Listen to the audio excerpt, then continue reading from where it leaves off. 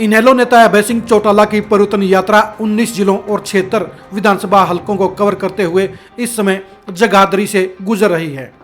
करनाल जिले में मिले फीके रिस्पांस के बाद अभय सिंह चौटाला को कुरुक्षेत्र और यमुनानगर जिलों से सबसे ज्यादा उम्मीद थी, क्योंकि पार्टी के सबसे बड़े मजबूत दावेदार मजबूत स्तंभ इन दोनों ही जिलों में बैठे हुए थे। करनाल जिले से निकलने के बाद सबसे पहले इनेलो की यात्रा लाडवा हलके में पहुंची। ओम प्रकाश चौटाला के राइट हैंड रहे शेर सिंह बड़श्यामी के हलके लाडवा में इनेलो को उम्मीद के अनुसार ही जन समर्थन मिला। शेर सिंह बड़श्यामी ने एक बार फिर साबित कर दिया कि वो पॉलिटिकल पिच से दूर होते हुए भी अभी भी अपने इलाके में बेहद खास रसूख रखते हैं। लाडवा हलके के हर कार्यक्रम में शेर सिंह बड़श्यामी ने मजबूत फील्डिंग करते हुए वहां पर हर कार्यक्रम को सफल बनाने का काम किया। शेर सिंह बड़श्यामी 2019 के चुनाव में अपनी पुत्र वधू को इस हलके में बेहद कम वोट दिलवा पाए थे, लेकिन इसके बावजूद इस बात से इनकार नहीं किया जा सकता कि वो आज भी लाडवा हलके में बेहद मजबूत सियासी ताकत हैं। शेर सिंह बड़श्यामी ने पार्टी के प्रति अपने फर्ज को पूरी तरह से अदा करने का काम किया। लाडवा हलके के बाद इनेलो की परिवर्तन यात्रा कुरुक्षेत्र जिले के बाकी विधानसभा हलकों में जाने की बजाय यमुनानगर जिले में एंट्री कर गई और सबसे पहले रादौर हलके में पहुंची। रादौर हलके में इसमें इनेलो के पास श्याम सिंह राणा के तौर पर एक मजबूत नेता मौजूद है। बीजेपी में अनदेखी होने के बाद श्याम सिंह राणा इनेलो में शामिल हो गए थे। 2019 का विधानसभा चुनाव श्याम सिंह राणा ने नहीं लड़ा था और उन्होंने कांग्रेस के BL सैनी को समर्थन दिया, जिसके चलते वो विधायक बनने में सफल रहे। अब श्याम सिंह राणा 2024 में चुनाव लड़ने की तैयारी कर रहे हैं, तो ऐसे में लाडवा के बाद रादौर में भी इनेलो एक मजबूत पोजीशन में रहेगी, यानी ट्रायंगल फाइट देने का काम करेगी। श्याम सिंह राणा ने भी रादौर हलके में इनेलो की परिवर्तन यात्रा को भरपूर रिस्पॉन्स दिलाने का काम किया। श्याम सिंह राणा की मेहनत साफ तौर पर रादौर हलके में नजर आ रही थी। रादौर के बाद यमुनानगर हलके में इनेलो की यात्रा पहुंची। अभय सिंह चौटाला के समधी और अर्जुन चौटाला की ससुराल में अभय सिंह चौटाला का सबसे दमदार और जोरदार स्वागत हुआ। 2019 के विधानसभा चुनाव में दिलबाग सिंह बेहद कम वोटों से चुनाव हार गए थे और वो 2024 में भी मजबूत दावेदार के तौर पर अपनी चुनौती विरोधियों को पेश करने का काम करेंगे। इसके बाद अब जगाधरी में इनेलो की यात्रा गुजर रही है।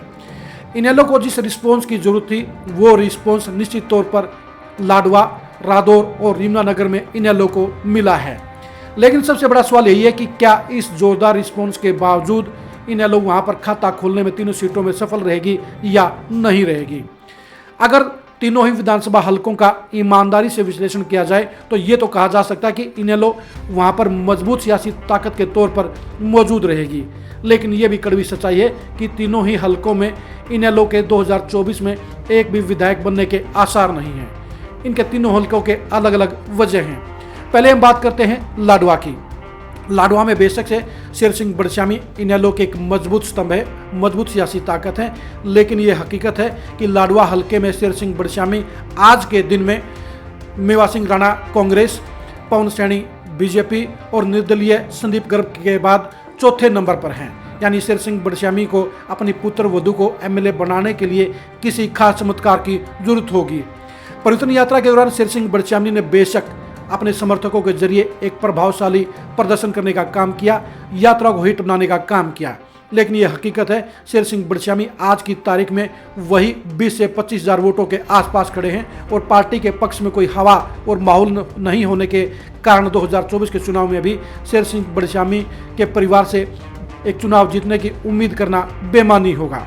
उसके बाद करते हैं रादौर हलके की। रादौर हलके में श्याम सिंह राणा ने बेहद मेहनत जरूर की है, लेकिन ये सच्चाई है कि इनेलो के टिकट पर श्याम सिंह राणा के लिए भी चुनाव जीतना बेहद चुनौतीपूर्ण रहेगा, क्योंकि जहां एक तरफ बीजेपी के मजबूत प्रत्याशी कर्णदेव कंबोज हैं तो दूसरी तरफ में कांग्रेस के BL सैनी भी हैं। यह सच्चाई है कि BL सैनी श्याम सिंह राणा के चुनावी मैदान में उतरने के बाद नंबर 3 पर खिसकने का काम करेंगे और कर्णदेव कंबोज को चुनौती देने का काम श्याम सिंह राणा ही करेंगे। लेकिन ट्रायंगल फाइट के दौरान साफ तौर पर फायदा बीजेपी प्रत्याशी कर्णदेव कंबोज को होने का तगड़ा आसार है। यही वजह है कि रादौर के अंदर भी श्याम सिंह राणा की दुकान जमने के आसार नहीं है, यानी उनके चुनाव जीतने की संभावना बेहद कम है। अब बात करते हैं यमुनानगर के बारे में।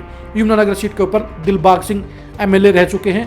2019 के चुनाव में उन्होंने जबरदस्त चुनाव लड़ने का काम भी किया था, लेकिन 2024 का नज़ारा अभी से साफ नज़र आ रहा है, जिसमें दिलबाग सिंह के लिए हालात अनुकूल नज़र नहीं आ रहे हैं, क्योंकि जहां बीजेपी 2 बार से सिटिंग एमएलए के तौर पर खड़ी है, वहीं कांग्रेस भी अब यमुनानगर में अंगड़ाई लेती हुई नजर आ रही है। वो एक मजबूत ताकत के तौर पर वापसी कर रही है।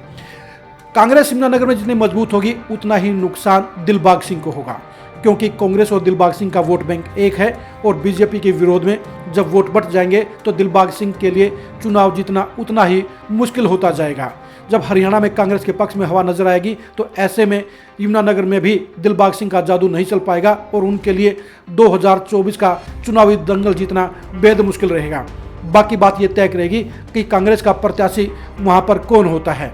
अगर कांग्रेस ने ईमानदारी से, सर्वे के हिसाब से, मजबूती के हिसाब से, जाति के हिसाब से, पैठ के हिसाब से यमुनानगर में टिकट देने का काम किया तो फिर दिलबाग सिंह का खेल बिगड़ जाएगा।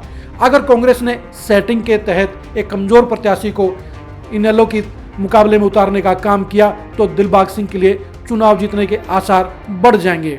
जाहिर सी बात है, सिर्फ एलनाबाद के बाद यमुनानगर सीट ही ऐसी है जहां पर 2024 में इनेलो उम्मीद कर रही है, लेकिन एलनाबाद की तरह यमुनानगर में भी 2024 में इनेलो के लिए जीत का सूरज उगता हुआ नजर नहीं आ रहा है, यानी वहां पर भी इनेलो का चश्मा अभी से धुंधला नजर आ रहा है। अगर कांग्रेस के बड़े नेताओं के साथ सेटिंग करके वहां पर कमजोर चेहरा उतारा गया तो फिर दिलबाग सिंह वहां पर इनेलो की जीत का परचम फहराने का काम भी कर सकते हैं। आज जगाधरी में जिस हिसाब से इनेलो को समर्थन मिल रहा है, वहां पर साफ तौर पर कहा जा सकता है कि जगाधरी अभी इनेलो के प्लेटफॉर्म से जीत के आईने के हिसाब से बेहद कमजोर है। यही वजह है कि इनेलो के लिए अब 75 सीटों के सफर के दौरान साफ तौर पर कहा जा सकता है कि बाकी जिलों की तरह यमुनानगर में भी और कुरुक्षेत्र की लाडवा सीट पर भी इनेलो के जीत के आसार बेहद कम हैं।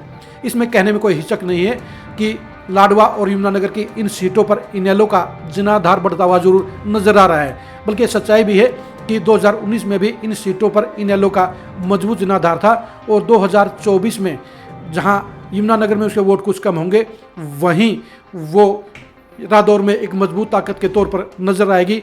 लाडवा के अंदर हम पहले आपको बता चुके हैं कि वो चौथे और तीसरे पायदान की लड़ाई लड़ने का काम करेगी, यानी अभय सिंह चौटाला की यात्रा कहीं ना कहीं इस बेल्ट के अंदर भी बड़ा परिवर्तन करने में, बड़ा उलटफेर करने में सक्षम नजर नहीं आती है। यहाँ पर शेर सिंह बड़श्यामी, श्याम सिंह राणा और दिलबाग सिंह अपने बलबूते पर चुनावी दंगल में उतरेंगे, अपने बलबूते पर चुनावी टक्कर देने का काम करेंगे और अपने बलबूते पर ही जीत की दावेदारी पेश करने का काम करेंगे। यहाँ पर इनेलो या अभय सिंह चौटाला की तरफ से वोट बैंक के तौर पर उन्हें 2-4% का ही फायदा होगा। बाकी इन तीनों ही चेहरों को अपने बलबूते पर 2024 का चुनावी दंगल लड़ना पड़ेगा।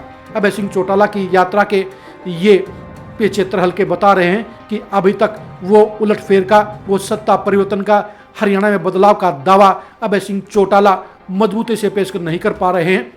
वो इनेलो के पक्ष में मेहनत जरूर कर रहे हैं। उनके बेटे अर्जुन चौटाला और कर्ण सिंह चौटाला भी उनके साथ जरूर नजर आए हैं, लेकिन ये सच्चाई है कि 75 हलकों का सफर बता रहा है कि इनेलो के लिए अभी वो डंका बजने के हालात नहीं आए हैं। इनेलो ने करवट जरूर ली है, लेकिन वो बीजेपी, कांग्रेस और जेजेपी के मुकाबले में अभी भी काफ़ी पिछड़ी हुई नजर आ रही है। अभय सिंह चौटाला के बाकी 3 जिलों और बाकी की 15 सीटों के विश्लेषण के लिए आप लगातार खरी खरी न्यूज़ के साथ बने रहिए। आप हमारे फेसबुक पेज को लाइक कीजिए और यूट्यूब चैनल को सब्सक्राइब कीजिए। नमस्कार।